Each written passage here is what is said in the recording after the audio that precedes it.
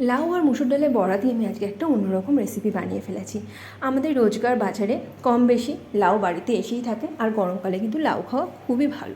আর মুসুর ডাল তো আমাদের বাঙালিদের একটা দুর্বলতা।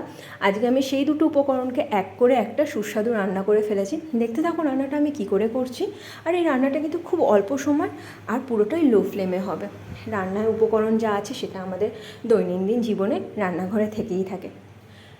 দেখো আমি টুকটুক করে রান্নাটা এগিয়ে যাচ্ছি। এই রান্নাটা কিন্তু তোমরা ভালো করে দেখো, আর অবশ্যই বাড়িতে রান্না করে জানিও আমাকে কেমন লাগলো খেতে। এটা কিন্তু গরম ভাতে বা গরম রুটিতে খুব ভালো লাগে।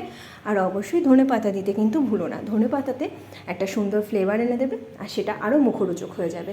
ভিডিও আসতে অনেক দেরি হয়ে গেছে, তার জন্য তোমাদের সকলের কাছে খুব দুঃখিত। সাথে থেকো, পাশে থেকো, আর আমাকে জানাতে ভুলো না রান্নাটা তোমাদের কেমন লাগলো। Thank you.